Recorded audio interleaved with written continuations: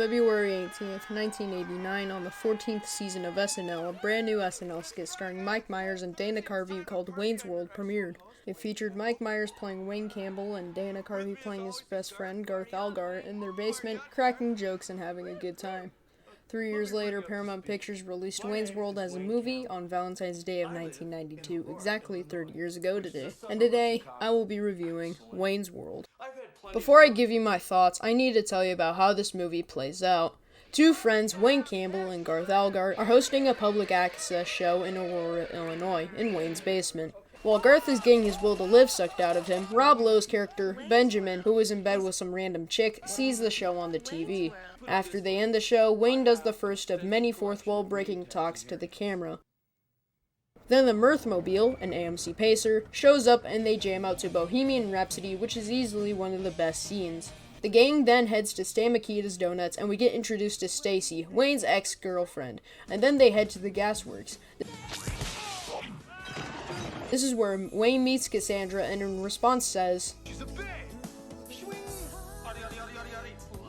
Then it cuts to a meeting between Benjamin, Mr. Vanderhoff, and Russell. Benjamin persuades Vanderhoff to sponsor the show, and after this, Benjamin meets them at Wayne's house. They go to discuss the contract and get $5,000 each, and are about to have their show exploited. Following rehearsals, Wayne buys a 1964 Fender Stratocaster.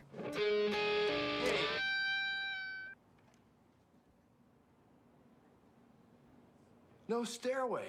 Denied. Then Wayne and Garth go backstage to meet Alice Cooper. We're not worthy! We're not worthy! Then publicly humiliate the sponsor of the show. After this, Wayne loses his best friend, his show, and his girl. He then makes up with Garth and gets the gang to help Wayne get Cassandra back and show her band's music to Sharp Records. The next scenes include an Oscar-winning clip, a cavity search on Benjamin, and 3 different endings.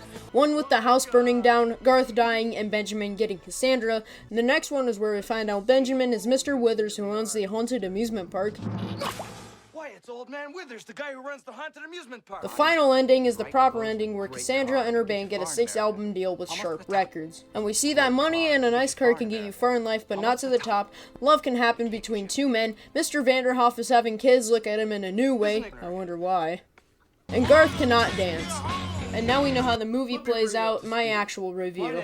I find this movie to be both funny and cringy. Some of the best parts include the previously mentioned Bohemian Rhapsody scene, the Alice Cooper concert, and every time Wayne and Garth break the fourth wall. While this does have its funny moments, it does have some moments I wish I never had to see. These include the bad editing choices throughout the movie, and Garth lip-syncing to Jimi Hendrix. But for a movie based on an SNL sketch, it definitely is the best in its category. While it does have some flat humor, outdated jokes, Pardon me, do you have any Grey Poupon? and times it steers away from the plot, it can be a fun watch.